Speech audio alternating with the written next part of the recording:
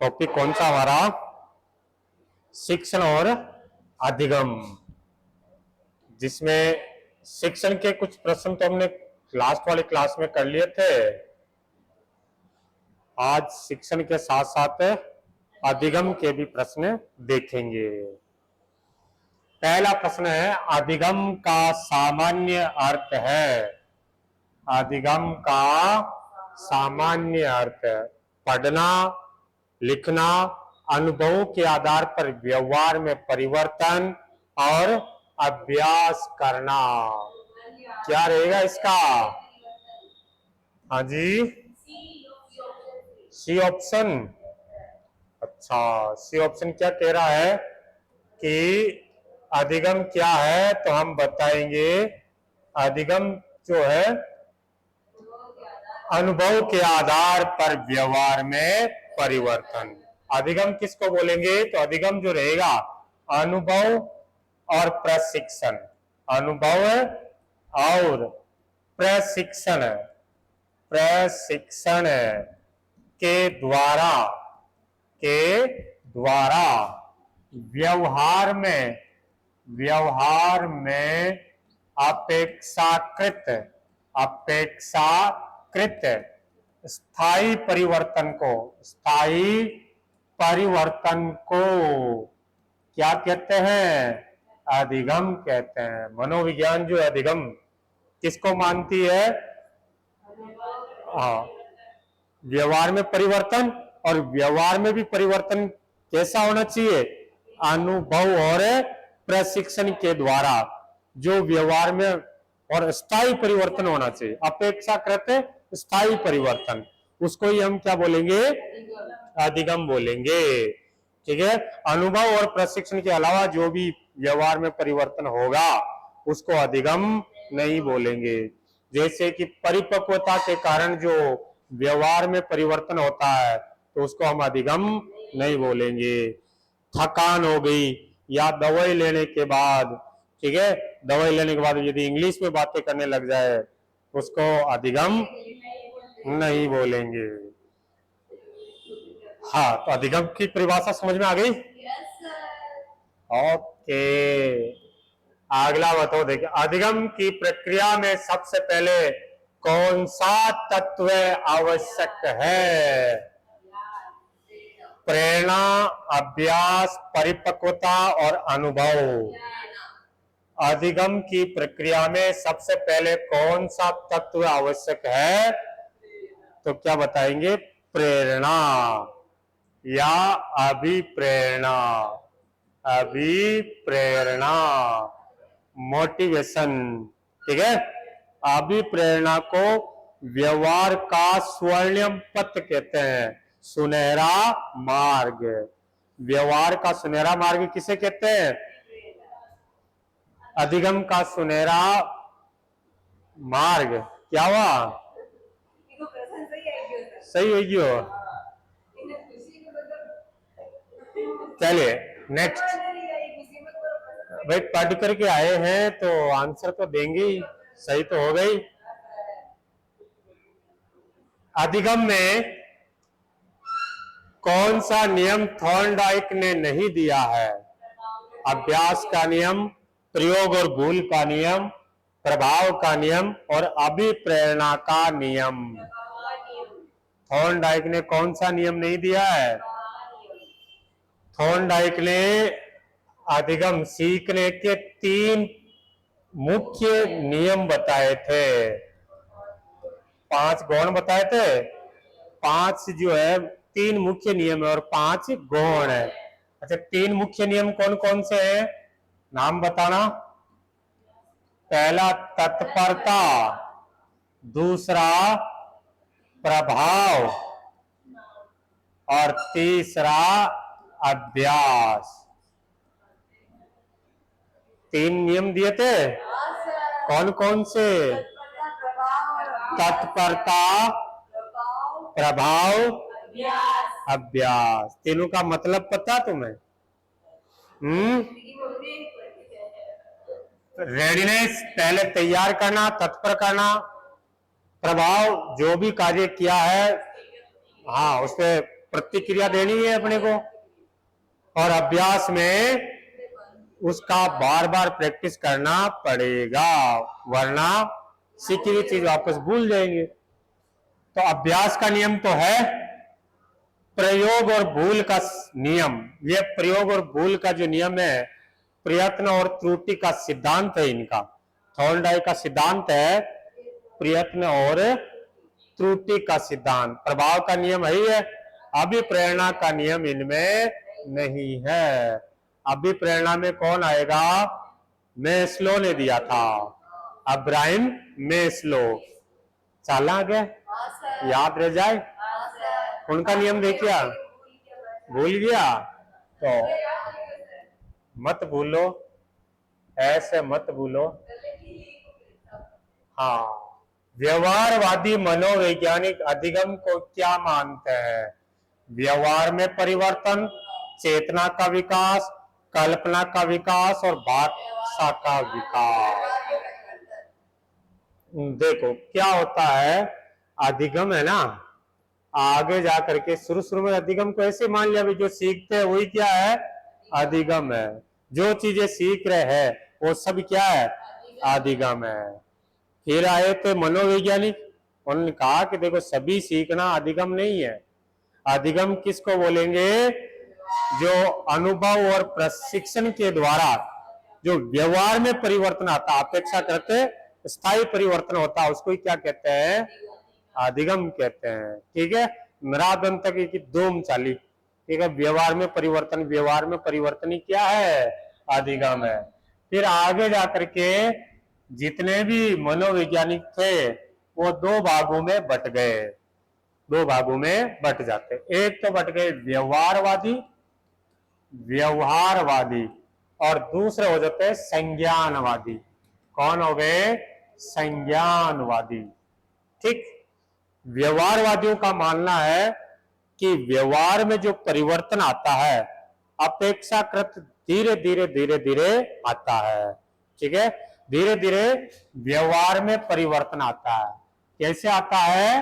धीरे धीरे।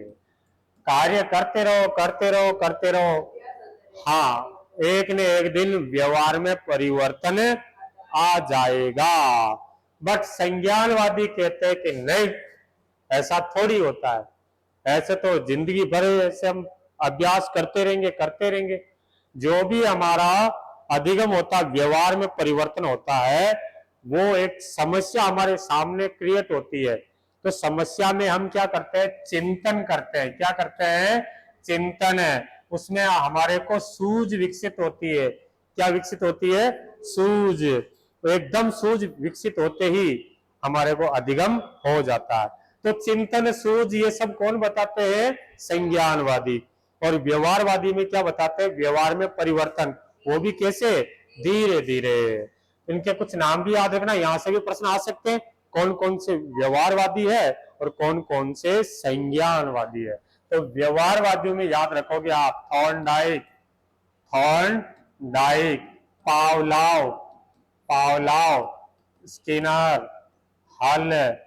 ठीक है, ये किसमें आते हैं? व्यवहारवादी। ये कौन है? वाटसन। कौन है? वाटसन। व्यवहारवादी का जनक भी किसको कहते हैं? वाटसन को कहते हैं। संज्ञानवादी में आ जाएगा कोहलर। कौन? कोहलर, कॉपका, वर्दिमर, जीन पियाजे, वाइगोत्स्की, जेरोम ब्रूनर। किसमें? ये परिभाषाएं दी इन्होंने तो अधिगम की परिभाषाएं दी है। ठीक, तो इसमें क्या आंसर हो जाएगा? व्यवहारवादी मनोवैज्ञानिक अधिगम को क्या मानते हैं? व्यवहार में परिवर्तन। चले आगे, अगला प्रश्न देखो। देखिए, गेने किस सिद्धांत से संबंधित है? रॉबर्ट गेने। आपके पिछले 2-3 जो एग्जाम हो रहे हैं सब में गेने का प्रश्न आ रहा है। रॉबर्ट गेने का प्रश्न पूछा जा रहा है। रॉबर्ट गेने की जो किताब है किताब का नाम है द कंडीशनल लर्निंग थ्योरी। ठीक है, किताब का नाम क्या है? Conditioning learning theory. इनमें इन्होंने 8 स्तर बताए हैं। सीखने के कितने स्तर बताए हैं? 8 स्तर बताए हैं। 8 स्तर बताए हैं। जो सबसे नीचे वाला स्तर है वो है संकेत पर आधारित। संकेत पर आधारित, जो कि सबसे निम्न स्तर का रहता है। सबसे निम्न स्तर का रहता है। और सबसे ऊपर वाला कौन सा रहेगा? समस्या समाधान। सबसे ऊपर वाला स्तर कौन सा है? समस्या समाधान। किताब का नाम याद रह जाएगा? किताब का नाम क्या है? The conditional learning theory. हाँ, तो बताओ आप गहने किस सिद्धांत से संबंधित है? इसका आंसर क्या रहेगा? गहने गहने के किस सिद्धांत से संबंधित है? सामाजिक अधिगम से, अधिगम के स्तर से, प्रेरणा का सिद्धांत और संज्ञानात्मक अधिगम।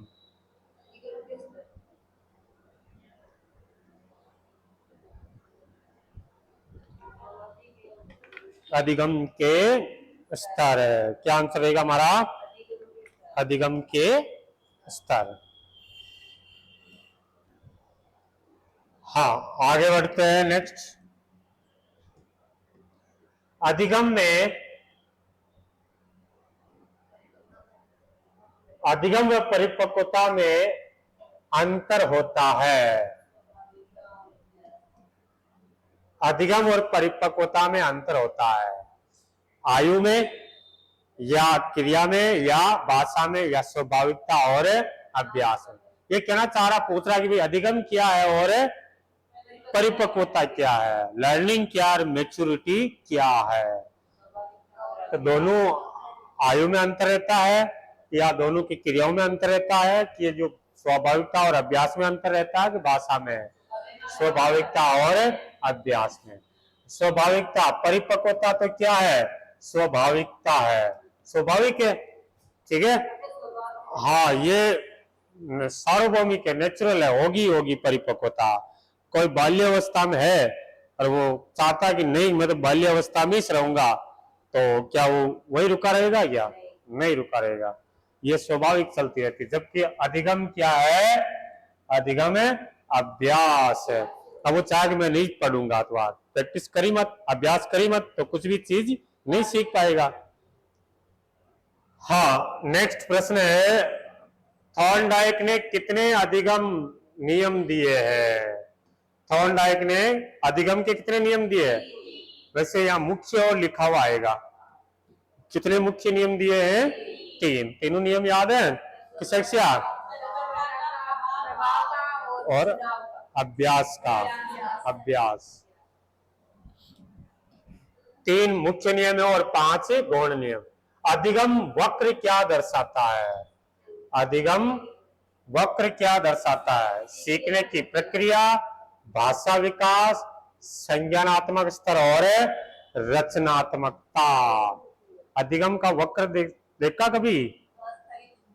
हाँ, ताकि जिंदगी में क्या होता है कि कभी कभी ऐसा होता है कि सीखने की गति हमेशा एक समान सी बनी रहती है। सीखने की गति हमेशा एक समान सी बनी रहती है, एक जैसी गति होती है। ठीक है, इसको बोलते हैं सरल रेखीय। क्या बोलते हैं? सरल रेखीय। ठीक है, बट इस टाइप का वक्र बहुत कम बनता है कि हमेशा सीखने की गति एक समान नहीं होती है। कभी कभी क्या होता है कि शुरू में तो सीखने की गति बहुत तेज होती है, लेकिन बाद में धीरे पड़ जाती है। ओके, तो इसमें इस प्रकार का वक्र बनता है। और कभी कभी क्या होता है, शुरू में तो धीरे धीरे सीखता है, लेकिन आगे चल करके बहुत तेज हो जाती है। तो ये इस प्रकार के वक्र बनते हैं। इनको नाम दे रखा है ऋणात्मक, धनात्मक, एक नत्तोदर, एक उन्नतोदर।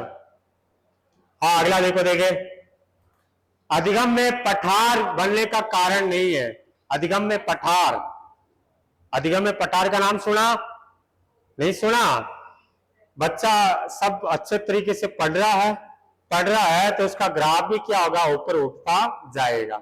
एक समय ऐसा आएगा कि अधिगम वही रुक जाएगा, वही रुक जाएगा तो क्या करेगा, पठार बन जाएगा। हाँ, अभ्यास का नियम नहीं है, पठार है ये। तो ये पूछ रहा है कि पठार किस वजह से नहीं बनता है? थकान की वजह से, अभ्यास की कमी, उच्च प्रेरणा और बाह्य अवरोध।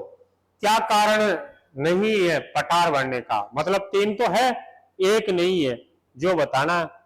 तो क्या रहेगा, उच्च प्रेरणा, मोटिवेशन। मोटिवेशन से तो और सीखना चाहिए, लेकिन सीखने की गति रुक रही है। तो क्यों रुकती है? एक तो थकान की वजह से, कार्य करते करते थक जाते हैं तो फिर अधिगम वही रुक जाता है। दूसरा, अभ्यास की कमी है, इसकी वजह से भी वो याद नहीं रह पाता है। और तीसरा, बाह्य अवरोध, कोई बाह्य अवरोध हो जाता है तो भी सीखने की गति रुक जाती है।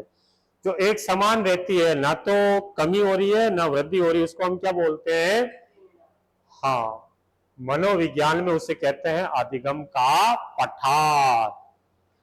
नेक्स्ट, आगे बढ़ते हैं। आगे कह रहा है, विद्यालय में सबसे महत्वपूर्ण भूमिका किसकी होती है? अभिभावकों की, विद्यालय की, शिक्षक की, पुस्तक की। तो किसकी हो जाएगी? महत्वपूर्ण भूमिका किसकी रहेगी? तो महत्वपूर्ण भूमिका शिक्षक की रहेगी। आगे चले। नेक्स्ट, अगला प्रश्न कह रहा है, मैस्लो के अनुसार प्रेरणा का अंतिम स्तर कौन सा है? मैस्लो के अनुसार प्रेरणा का अंतिम स्तर कौन सा है? अब्राहम मैस्लो ने क्या किया है कि उन्होंने अभिप्रेरणा के सिद्धांत दिया था, ठीक है। पदानुक्रम सिद्धांत कहा जाता है उनका। मैस्लो का सिद्धांत को क्या नाम दिया गया है? पदानुक्रम का सिद्धांत। पदानुक्रम का सिद्धांत में इन्होंने एक पिरामिड बता करके समझाया था, पिरामिड बता करके समझाया। आवश्यकता अनुक्रम सिद्धांत भी कहते हैं इसको। और किस नाम से जानते हैं? आवश्यकता अनुक्रम का सिद्धांत।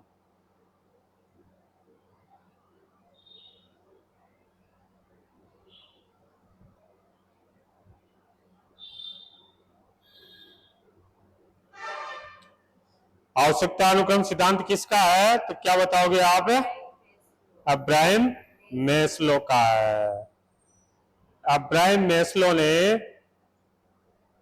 5 प्रकार की आवश्यकताएं बताई है। कितनी? 5 प्रकार की।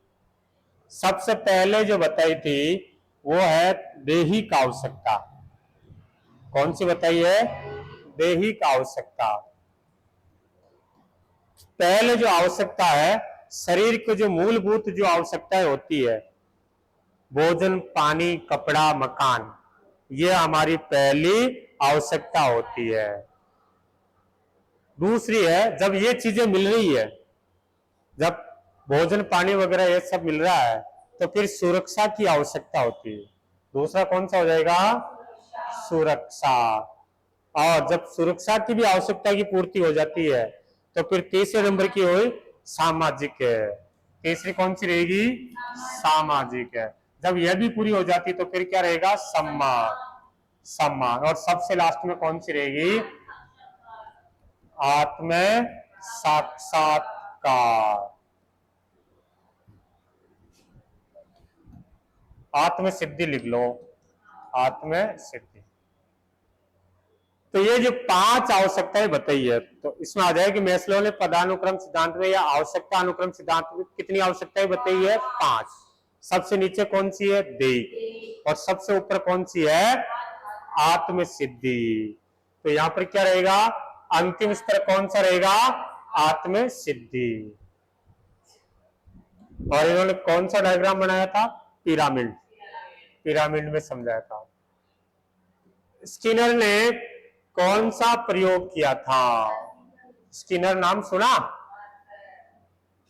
हाँ, स्किनर ने कौन सा प्रयोग किया था? उनका जो सिद्धांत है, उनके सिद्धांत को किस नाम से जानते हैं? Classical conditioning theory. Classical conditional theory है, ये दिया था पावलोव ने। किसने दिया था? पावलोव, जिसको और क्या कहते हैं हिंदी में? शास्त्रीय अनुबंधन का सिद्धांत। शास्त्रीय अनुबंधन का सिद्धांत। शास्त्रीय अनुबंधन का सिद्धांत किसने दिया था? पावलोव ने। पावलोव ने दिया था। और इसमें किस पर प्रयोग किया था पावलोव ने? कुत्ता पर। किस पे? कुत्ता। कहाँ के रहने वाले थे? रूस के। ठीक है, रूस के रहने वाले थे। और घंटी और भोजन, हाँ हाँ, कुत्ते की लार वगैरह आ रही है। ऑपरेंट कंडीशन, ये है स्किनर का। ऑपरेंट कंडीशन ये है स्किनर का है। हिंदी में कहते हैं इसको क्रिया प्रसूत अधिगम। हिंदी में क्या बोलेंगे? क्रिया प्रसूत। क्रिया प्रसूत अधिगम। इसने किस पर प्रयोग किया था स्किनर ने? कबूतर पर। इसमें किस पर प्रयोग किया था? कबूतर पर प्रयोग किया था। Insight learning, insight learning theory, सूज का सिद्धांत, अंतर्दृष्टि का सिद्धांत, ये किसने दिया था? कोहलर ने दिया था। किसने दिया था? कोहलर। तो हमारा करेक्ट आंसर क्या हो जाएगा? Operant conditioning.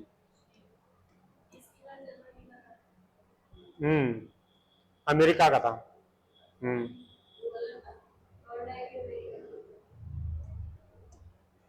थॉर्नडाइक ने अपने प्रयोग और भूल, प्रयत्न और त्रुटि, प्रयत्न व त्रुटि में किस पशु पर प्रयोग किया था? बिल्ली पर प्रयोग किया था। थॉर्नडाइक ने किस पर प्रयोग किया था?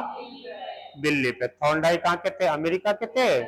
एक पिंजरे के अंदर बिल्ली को बंद करके रख दिया, भूखी बिल्ली को बंद कर दिया। बाहर एक मछली का टुकड़ा रखा था। हाँ, मछली ने कई बार प्रयास किया, एक संयोग से पिंजरा खुल जाता है। फिर वो ऐसे 50-60 बार उसको भूखा करके जब रखा गया तो वो सीख गई थी कैसे तुरंत पिंजरा खोलना है। तो इसी को क्या नाम दिया है?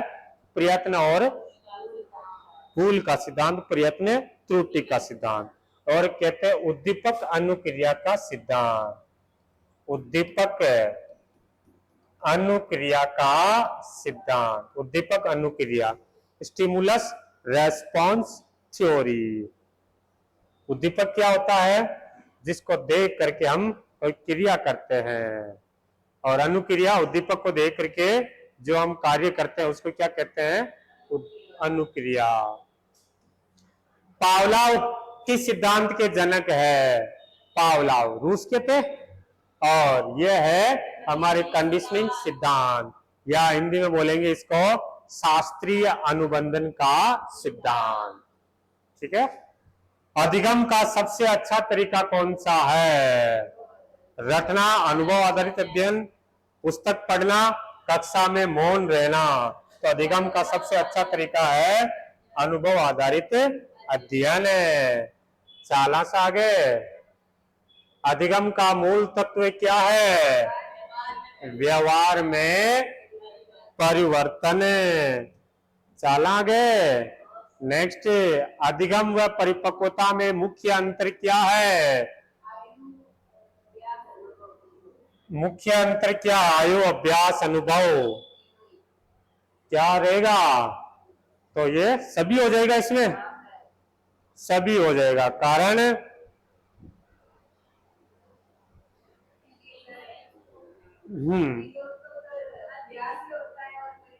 अभ्यास और अनुभव दोनों किसमें जुड़ रहे हैं? अधिगम में। तो फिर सभी कर ही लो। बाकी परिपक्वता में अभ्यास और अनुभव की जरूरत नहीं पड़ती है। कोहलर ने किस सिद्धांत का प्रतिपादन किया था? कोहलर अंतर्दृष्टि, अंतर्दृष्टि वाला या सूझ का सिद्धांत। गेस्टाल्टवाद, इनको क्या कहते हैं? गेस्टाल्टवाद। गेस्टाल्टवाद का सिद्धांत, गेस्टाल्ट एक जर्मनी शब्द है जिसका अर्थ होता है संपूर्णाकार, और इन्होंने कॉलर ने जो प्रयोग किया था वो किस पर किया था? एक सुल्तान नामक चिंपैंजी पर, सुल्तान नामक चिंपैंजी पर इन्होंने प्रयोग किया था। किसने? कोहलर ने। नेक्स्ट, व्यवहारवादी अधिगम में मुख्य बल, व्यवहारवादी जो है, व्यवहारवादी अधिगम में प्रमुख बल किस पर होता है? उद्देश्य पर, व्यवहार पर, अंतर्दृष्टि पर और प्रेरणा पर। तो व्यवहारवादी में व्यवहार पर। मैस्लो के अनुसार प्रेरणा किस प्रकार की होती है? जैविक, मानसिक, श्रेणीबद्ध और स्थायी। मैस्लो के अनुसार जो अभिप्रेरणा है, प्रेरणा है, तो ये कैसी होती है? एक श्रेणीबद्ध होती है। किस प्रकार होती है? श्रेणीबद्ध। हाँ, सबसे पहले शारीरिक आवश्यकता, दैहिक आवश्यकता, उसके बाद में सुरक्षा, उसके बाद में सम्मान, सामाजिक, सामाजिक पहले, सम्मान बाद में, और लास्ट में है आत्म सिद्धि। जब शरीर के लिए जो मूलभूत तत्वों की आवश्यकताओं की पूर्ति हो रही है तो फिर वो सुरक्षा, जब वो सुरक्षा में रहना लग जाता है तो फिर वो चाहता है कि मैं समाज में रहूं। जब समाज में रहने लग जाएगा तो लगेगा कि मेरा भी सम्मान हो, और जब सम्मान होने लग जाए तो फिर आत्म सिद्धि।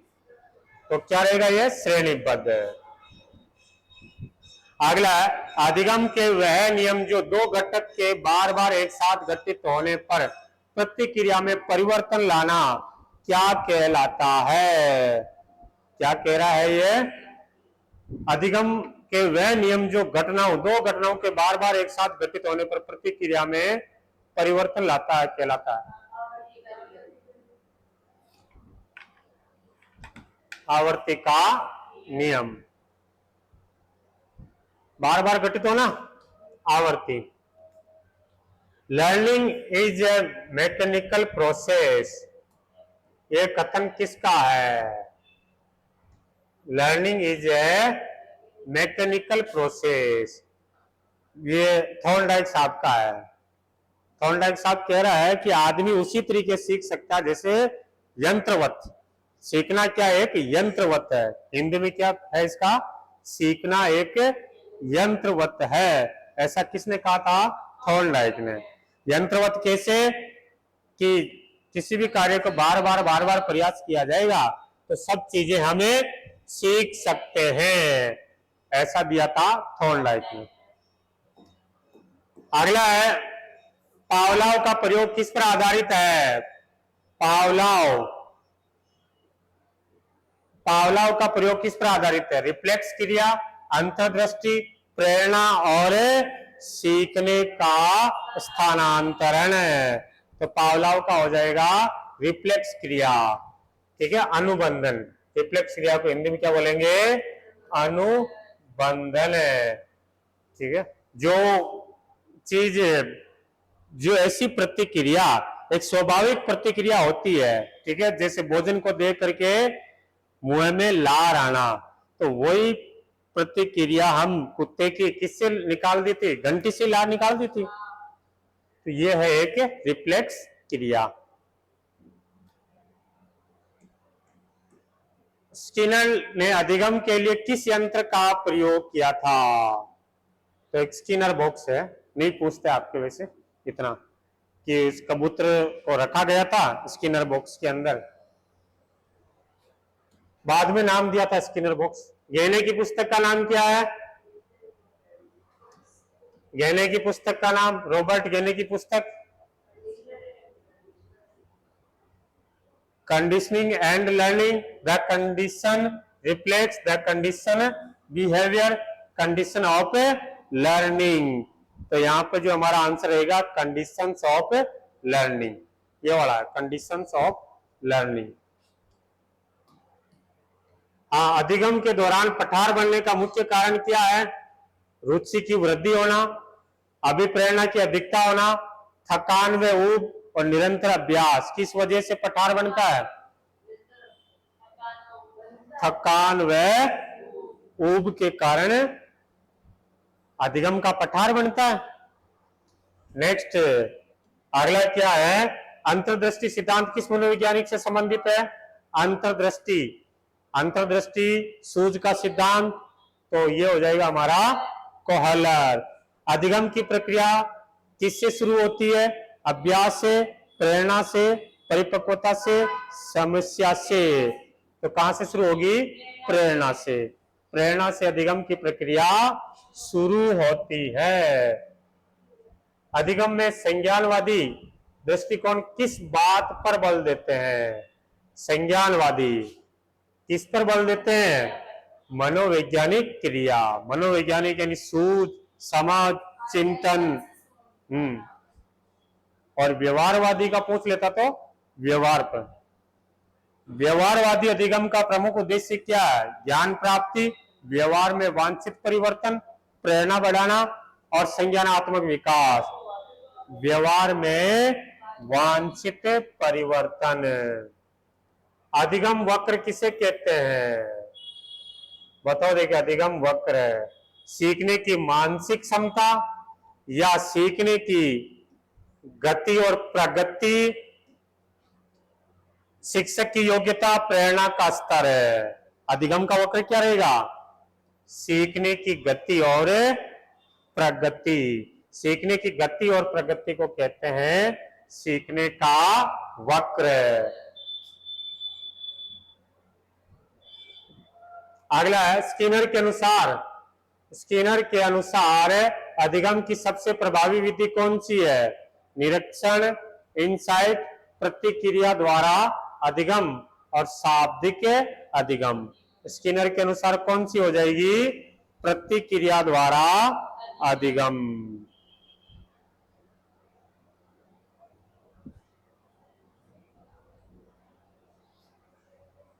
अगला है अधिगम में परिपक्वता की क्या भूमिका है? अधिगम में परिपक्वता की क्या भूमिका है? बाधा डालना, प्रतिक्रिया को रोकना, सहयोग करना और सीखने को सरल बनाना। तो क्या रहेगा? सहयोग करना। क्या रहेगा इसमें? सहयोग। कि जैसे कोई छोटा बच्चा है, उसको हम यदि कार चलाने के लिए बोल दे कि कार चला, तो वो नहीं चला पाएगा। क्यों नहीं है? कि वो परिपक्व नहीं है। यदि परिपक्व हो जाता है तो इससे क्या होगा? सहयोग मिलता है।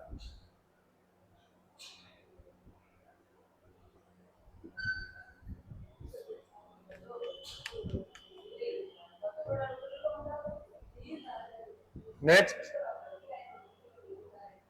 अगला प्रश्न है, व्यवहारवादी अधिगम सिद्धांत में महत्वपूर्ण योगदान किसका है? व्यवहारवादियों में फ्राइड,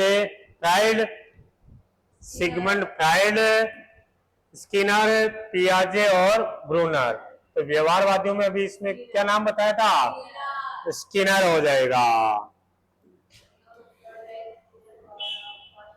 अधिगम में अभिप्रेरणा का मुख्य उद्देश्य क्या है?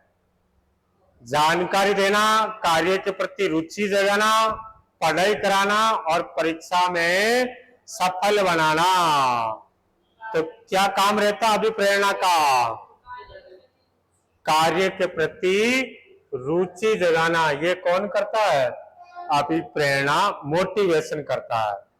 अधिगम अक्षमता से आप क्या समझते हैं? अधिगम अक्षमता क्या कहते हैं अंग्रेजी में? अधिगम अक्षमता को क्या बोलते हैं? Learning disability. लर्निंग डिसेबिलिटी मानसिक रोग है, सीखने में कठिनाई, शारीरिक विकृति और व्यवहार में विकृति। तो अधिगम अक्षमता क्या होती है? एक शारीरिक विकृति होती है। ये क्या होती है? शारीरिक विकृति है। सॉरी, शारीरिक विकृति नहीं है, सीखने में कठिनाई है। सीखने में कठिनाई है। देख क्या होता है अधिगम अक्षमता? ये बच्चे दिखने में बिल्कुल एकदम से सही दिखेंगे, उसमें कोई कमी नहीं दिखती है। भाई ये ठीक है, लेकिन इनमें तंत्रिका तंत्र में विफल या तंत्रिका तंत्र में कोई समस्या होने के कारण ये बच्चे सीखने में कठिनाइयां महसूस करते हैं। उन बच्चों को क्या कहते हैं? अधिगम अक्षमता, लर्निंग डिसेबिलिटी बालक। जैसे नाम सुना होगा, डिसलेक्सिया, डिसग्राफिया, डिसकैलकुलेसिया, अफेसिया। हाल नाम सुना ही नहीं अभी तक है। हाँ, सीखने में कठिनाई। अच्छा, डिक्स टीवी नाम सुना है। अधिगम अक्षमता का प्रमुख कारण क्या है? किस वजह से होता है? पर्यावरण की वजह से, मनोवैज्ञानिक कारक, जैविक कारक, सभी है। तो ये जैविक कारक है, ये जन्मजात होते हैं। हाँ, जैसे बच्चे जो रहते हैं वो क्या कारण है? ये जन्मजात की वजह से होते हैं। हाँ, अगला देखें, क्योंकि इन बच्चों का कोई इलाज भी नहीं है। डिसेबिलिटी वाले बच्चे हैं ना, लर्निंग डिसेबिलिटी वाले बच्चे मंद बुद्धि अलग होते हैं, मंद बुद्धि अलग होते हैं। इनका किसी एक क्षेत्र में ये इसमें मतलब केवल या तो पढ़ नहीं पाते हैं, आता सब कुछ है लेकिन वो, हाँ, मंद बुद्धि का तो पूरे ही दिमागी काम नहीं करता, बाकी दूसरे काम में होशियार रहते ही है। कोई ये पढ़ने लिखने बोलने इनमें से इनकी समस्या रहती है। यह डिसलेक्सिया किस प्रकार की अधिगम अक्षमता है? डिसलेक्सिया किस प्रकार की अधिगम अक्षमता है? तो डिसलेक्सिया ये पढ़ने की कठिनाई वाले, पढ़ने की कठिनाई वाले बच्चों को क्या बोलते हैं? डिसलेक्सिया। लास्ट बार आ गया था ये तो तुम्हारे, पिछली बार आ गया था। डिसलेक्सिया वाले बच्चों में किस प्रकार का विकार होता? तो पढ़ने की कठिनाई। दो तीन नाम याद रखना आपको, बस तीनों में पूछेंगे। एक तो डिसलेक्सिया जो पढ़ने में समस्या है, एक डिसग्राफिया, ग्राफिया ग्राफ बनाने में यानी लिखने में समस्या, और एक डिसफेसिया बोलने में कठिनाई महसूस करते हैं। तीन याद रख लेना खूब है। अधिगम अक्षमता बालकों की सहायता के लिए शिक्षक को क्या करना चाहिए? उन्हें अलग बिठाना चाहिए, दंड देना चाहिए, विशेष रणनीति अपनानी चाहिए, उपेक्षा करनी चाहिए? विशेष रणनीति अपनानी चाहिए। नेक्स्ट है, अगला प्रश्न कह रहा है कि मैस्लो के सिद्धांत में सुरक्षा की आवश्यकता किस क्रम पर आती है? पहला कौन सा था? पहला दैहिक, दूसरा सुरक्षा, तीसरा सामाजिक समाज, और चौथा सम्मान, और पांचवा आत्मसिद्धि। तो यहां पे कौन सा हो जाएगा? दूसरे नंबर पे हो जाएगा। सिगमंड फ्राइड ने किस सिद्धांत का प्रस्तुत किया? कौन सा सिद्धांत दिया था सिगमंड फ्राइड ने? ऑस्ट्रिया के वियना शहर से रहने वाले थे ये। इन्होंने मनोविश्लेषणात्मक सिद्धांत दिया था, मनोविश्लेषणात्मक सिद्धांत, जिसमें 3 प्रकार के मन बताए थे। कितने प्रकार के? 3। एक चेतन मन, चेतन मन, एक अचेतन मन, और एक हो जाएगा अर्ध चेतन। चेतन, अचेतन और अर्ध चेतन।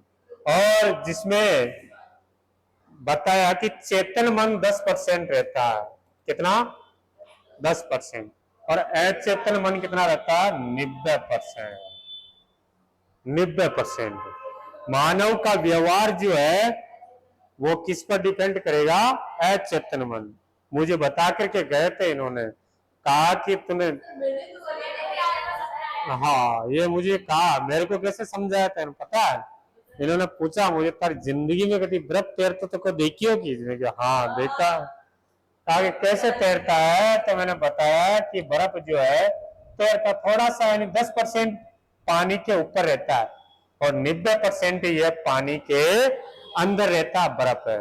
उसने कहा बिल्कुल सही कहा, जो 10% ऊपर रहता ना, बस चेतन मन उतना की है, और अचेतन मन कितना है? जितना पानी के अंदर है। कितने परसेंट? 90%। तो ये भी ध्यान रख लीजिए। हाँ, अगला है अधिगम में प्रेरणा कितने प्रकार की होती है? 1, 2, 4 और 5। वैसे मुख्यतः प्रेरणा 2 प्रकार की होती है। कितने प्रकार की? 2 प्रकार की। एक आंतरिक प्रेरणा, एक आंतरिक प्रेरणा, और दूसरी कौन सी हो जाएगी? बाह्य प्रेरणा। आंतरिक प्रेरणा और दूसरी कौन सी हो जाएगी? बाह्य प्रेरणा। बाह्य प्रेरणा जानो भाई, कही होगा आंतरिक प्रेरणा बाह्य प्रेरणा।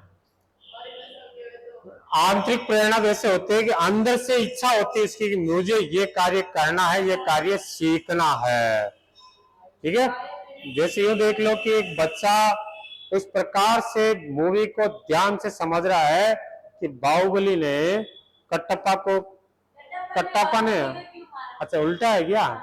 अच्छा, या कोई साहित्य इस प्रकार से पढ़ रहा है कि इसमें से किसी चीज को जानना है, तब वो क्या है? आंतरिक अभिप्रेरणा। बाह्य अभिप्रेरणा कैसे होगी? हाँ, कहने पढ़ ले बेटा, आज पढ़ ले, मैं तुझे फिर पढ़ने के बाद में चाय पिलाऊंगा, चॉकलेट खिलाऊंगा। या किसी बच्चे को कहा कि यदि तुम मेरिट में आएगी तो तेरे को आईफोन दिलाएंगे, तो आईफोन पाने के लिए वो पढ़ाई कर रही है, तो वो कौन सी हो जाएगी? बाह्य प्रेरणा। इनमें से अच्छा कौन सा? आंतरिक है बाह्य? नहीं, आंतरिक अच्छा। हाँ, ये फिर क्या है कि बाह्य भी प्रेरणा है, तो जैसे ही हमारे को मिला फिर हम वापस भूल जाएंगे उसको। ये फिर आंतरिक अभिप्रेरणा में जिंदगी भर रहेगा। हाँ, थॉर्नडाइक के अनुसार अधिगम की कुंजी क्या है? थॉर्नडाइक में प्रयोग और त्रुटि, error and try, try and error.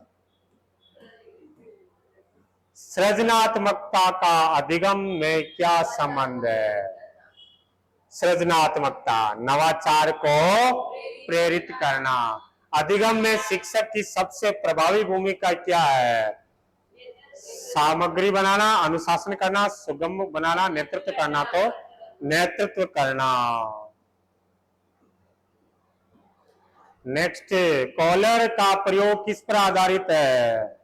बंदरों पर, कबूतरों पर, चूहों पर, कुत्तों पर? वैसे सुल्तान नामक चिंपैंजी पर है। सुल्तान नामक चिंपैंजी पर किया था।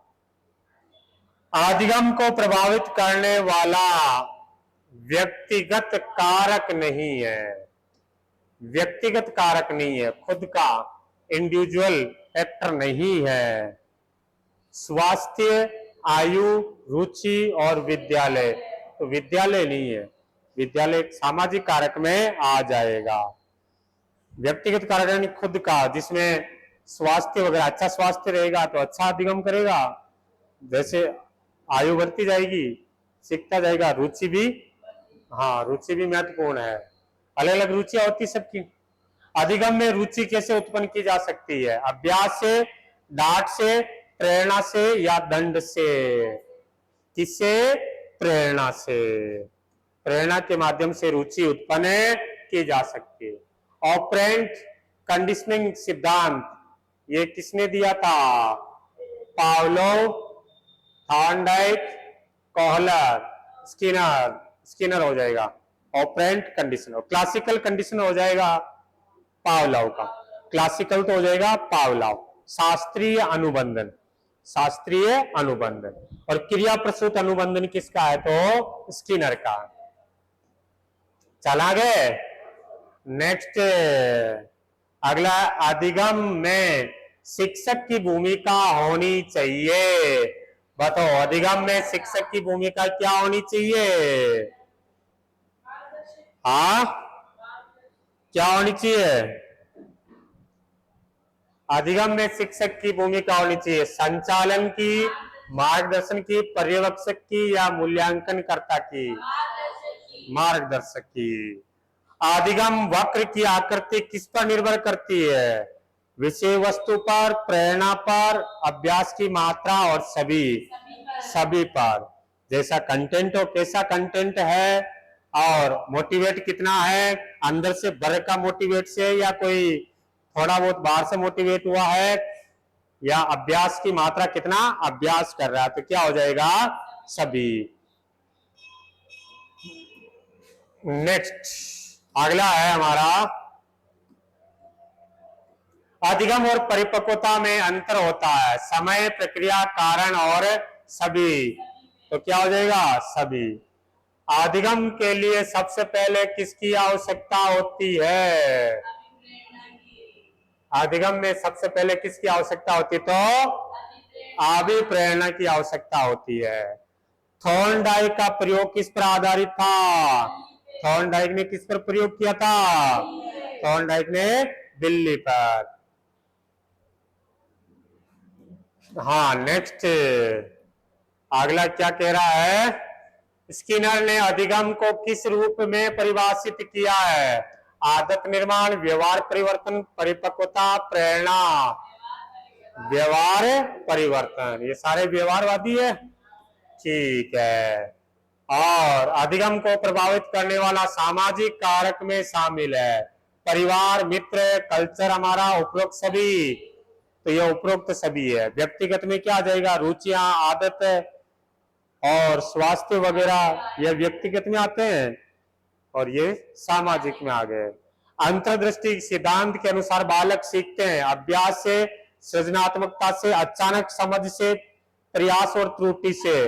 अंतर्दृष्टि सूझ का सिद्धांत, इनसाइट थ्योरी, अचानक समझ, एकदम से सूझ विकसित होती है और बच्चे सीख जाते हैं।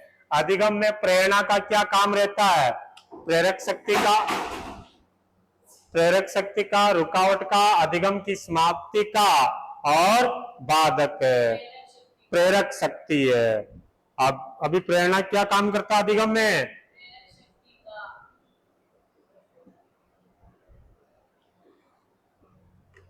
एक मोटिव का काम करता है, मोटिव का काम करता है प्रेरक शक्ति। अगला है हमारा,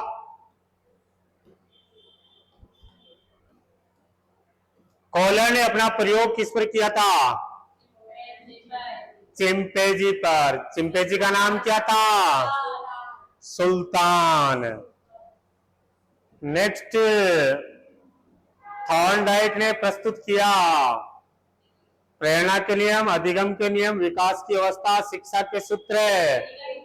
अधिगम के नियम है।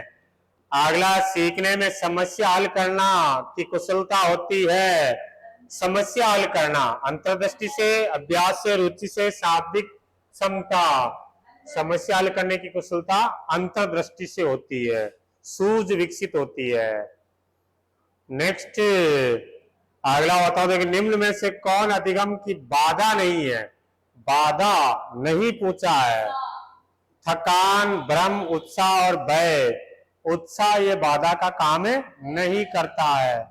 अधिगम में पुनर्बलन है। पुनर्बलन का प्रयोग किसने किया था? पुनर्बलन का प्रयोग किया था स्किनर ने। एक सकारात्मक पुनर्बलन और एक नकारात्मक। सकारात्मक पुनर्बलन में इनाम वगैरह देना करना, दंड वगैरह, ये सब क्या हो जाएगा? नकारात्मक। अधिगम वक्र का पठार क्या दर्शाता है? अधिगम वक्र में पठार क्या बताता है? स्थिर स्थिति। जहां जितना सिखावा वहीं पर है, हाँ, स्थिर हो जाता है। नेक्स्ट अगला है, अधिगम की प्रक्रिया का अंतिम चरण क्या है? अंतिम चरण प्रेरणा, प्रतिक्रिया, अभ्यास और परिणाम। तो अंतिम जो चरण है वो क्या रह जाएगा? परिणाम। व्यवहार परिवर्तन का उद्देश्य किसका है? तो ये हो जाएगा व्यवहारवादी अधिगम का। नेक्स्ट देखिए, कौन सा अधिगम सिद्धांत परीक्षण और भूल पर आधारित है? परीक्षण भूल बोलो, अभ्यास भूल बोलो, ये सब किसका है? थॉर्नडाइक का। नेक्स्ट, थॉर्नडाइक के अनुसार अधिगम में मुख्य भूमिका होती है। अधिगम में थॉर्नडाइक के अनुसार सीखने में मुख्य भूमिका है प्रयास और त्रुटि की रहती है। अधिगम में प्रयोग और त्रुटि सीखने कैसी होती है? यांत्रिक होती है। कैसी होती है? यांत्रिक है, मशीनवत है ना। हाँ, यांत्रिक बोलो या मशीनरी की तरह। हाँ हाँ, मैकेनिकल है। किसी क्रिया को सीखने में लगने वाला समय क्या कहलाता है? कोई भी काम सीख रहे हैं जिसमें जितना भी टाइम लग रहा है उसको हम क्या बोलते हैं? अधिगम काल। और अधिगम में trial and error, try and error ये सिद्धांत किसका है? थॉर्नडाइक का, जिसके कई सारे नाम है। प्रयास त्रुटि है ना, उद्दीपक अनुक्रिया। हाँ, मैस्लो के अनुसार सर्वोच्च आवश्यकता क्या है? मैस्लो के अनुसार आत्म सिद्धि या आत्म साक्षात्कार। सबसे नीचे दैहिक आवश्यकता। पावलोव ने अपने प्रयोग में किसको प्रयोग का हिस्सा बनाया था? पावलोव ने कुत्ते पर प्रयोग किया था। और अधिगम अक्षमता, बालकों को विशेष शिक्षा की आवश्यकता होती है। सामान्य कक्षा में अलग से, विशेष विद्यालय में उपरोक्त सभी। अधिगम अक्षमता, बालकों को विशेष शिक्षा की आवश्यकता होगी। विशेष शिक्षा, ठीक है, तो उपरोक्त सभी भी कर सकते हैं। वैसे इनको अलग से पढ़ाना पड़ता है, लेकिन इसका स्टडी ऐसी होनी चाहिए कि सामान्य बच्चों में, यहाँ पर उपरोक्त सभी इसलिए दिया जा रहा है, यदि उनको अलग पढ़ाएंगे, दूसरे बच्चे को अलग और लर्निंग डिसेबिलिटी बच्चों को अलग पढ़ाएंगे तो उनमें क्या थोड़ी हीन भावना आ जाएगी, मेरे को अलग पढ़ाया जा रहा है। अधिगम वक्र का उपयोग किस लिए होता है? परीक्षा परिणाम जानने के लिए, पाठ योजना के लिए, अधिगम की प्रकृति को जानने के लिए, मूल्यांकन के लिए। अधिगम की प्रकृति को जानने के लिए, कैसे चल रहा है। नेक्स्ट, मैस्लो के सिद्धांत में कितने स्तर है? 5 स्तर है। नाम ध्यान में 5 ही बतावा की जरूरत तो कौन है? ठीक। व्यवहार परिवर्तन को अधिगम का प्रमाण किसने कहा है? स्किनर ने कहा है। अगला हो जाएगा हमारा, अधिगम में सबसे अधिक प्रभावी प्रेरणा होती है। सबसे अधिक प्रभावी कौन से प्रकार की प्रेरणा होती है? आंतरिक जो अभिप्रेरणा होती है वो। कॉलर के अनुसार सीखना होता है। कॉलर साहब किससे बताते हैं? कॉलर अंतर्दृष्टि, अचानक सूझ विकसित होती है। हाँ, आगे बताओ। देखिए अगला कौन सा है? अधिगम की प्रक्रिया का आरंभ होता है। कहां से आरंभ होता है? आवश्यकता की अनुभूति से। कोई भी हमारे को आवश्यकता होगी फिर हम सीखना शुरुआत करेंगे। यदि हमारी आवश्यकता होगी नहीं तो हम क्यों सीखेंगे उस चीज को? हाँ, आपको आवश्यकता नहीं होती तो आज यहाँ पे क्यों होते? बढ़िया खोद रहे होते। सही। गहने के अधिगम के प्रकार में कौन सा सम्मिलित नहीं है? गहने ने कितने बताए थे? 8 बताए थे। गहने ने 8 स्तर बताए थे। हाँ, तो इसमें कौन सा नहीं है? सामाजिक अधिगम नहीं। आप ये इतना नहीं पूछेंगे, लास्ट वाला याद रखना, संकेत वाला। और 8वां सबसे शीर्ष पर कौन सा है? समस्या समाधान। सबसे शिखर पे कौन सा है? समस्या समाधान। सिगमंड फ्राइड, नाम आयोग दी। मनोविश्लेषणात्मक सिद्धांत दिया था। वे तीन मन की तीन अवस्थाएं बताइए। मन की तीन अवस्था कौन कौन सी बताई? चेतन, अर्ध चेतन और अचेतन मन, तीन प्रकार के मन बताए हैं। और अधिगम का वह सिद्धांत जिसमें सृजनात्मक अंतर्दृष्टि को महत्व दिया है। सृजनात्मक अंतर्दृष्टि, गेस्टाल्टवाद, कॉलर, वर्दिमर, कॉपका। नेक्स्ट अगला है, थॉर्नडाइक के प्रभाव के नियम के अनुसार कौन सी क्रिया दोहराई जाती है थॉर्नडाइक में, जिससे असफलता मिले, जो अप्रिय हो, जो संतोषप्रद परिणाम दे, जो नहीं हो, जो संतोषप्रद परिणाम दे। बिल्ली उछल कूद कर रही थी, लेकिन संयोग से वो पिंजरा खुल गया था और उसको भोजन मिल गया था। तो फिर क्या हुआ कि उसको भोजन मिल गया था ना, तो फिर उस क्रिया को वो दोहराने लग गई थी। अधिगम अक्षमता, लर्निंग डिसेबिलिटी में डिसकैलकुलिया का अर्थ क्या है?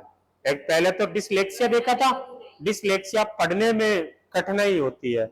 अब क्या यार, डिसकैलकुलिया, गणना करने में। डिसकैलकुलिया में क्या हो जाएगा? गणना करने में जो कठिनाई वाले बालक होते हैं उनको किस श्रेणी में रखा जाता है? डिसकैलकुलिया।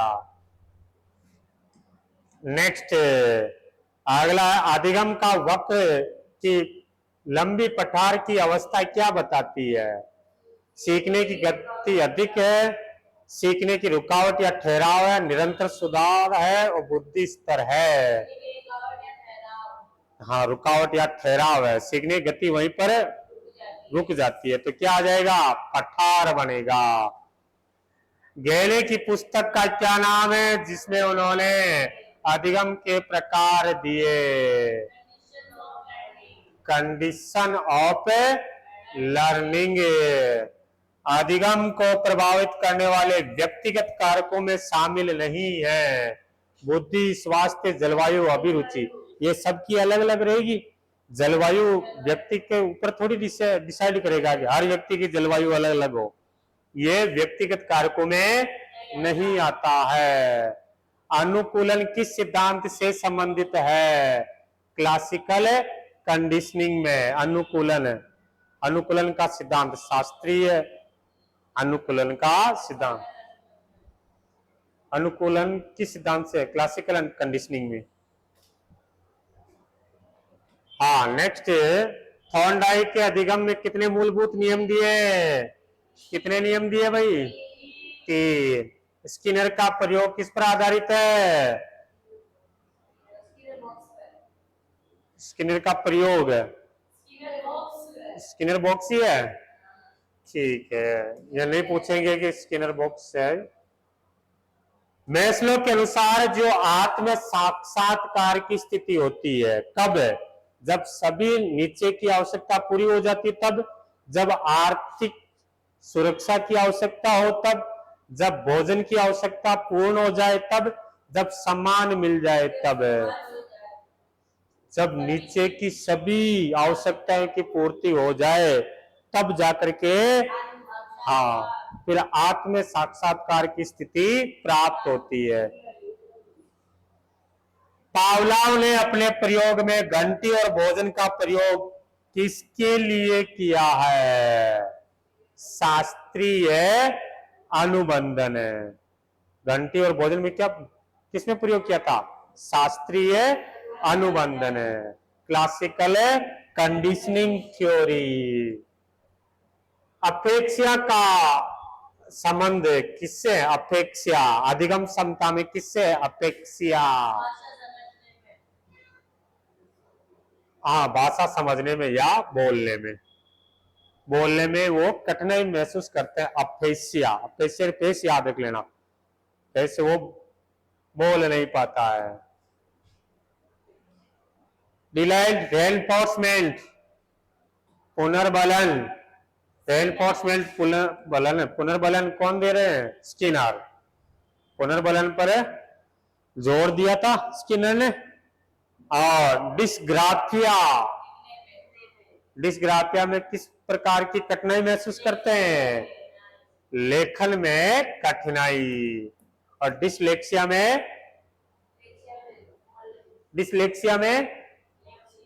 पढ़ने में। और डिस्ग्राफिया में, डिसकैलकुलेशिया में गणना करने में। और डिस्पेसिया में, हाँ। मनोवैज्ञानिक फ्राइड के अनुसार व्यक्ति का व्यवहार मुख्यतः किससे नियंत्रित होता है? अचेतन मन से नियंत्रित होते हैं। और कतरो प्यारा नाम है फ्राइड, सिगमंड फ्राइड। इतना प्यारा प्यारा नाम है जिसमें तुम्हारे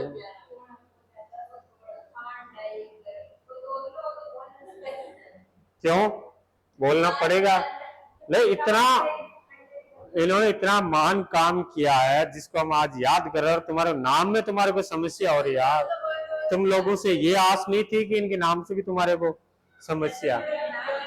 गेस्टाल्ट मनोवैज्ञानिकों ने किस प्रकार की प्रक्रिया को महत्व दिया है? गेस्टाल्ट वादियों ने अंतर्दृष्टि सूझ।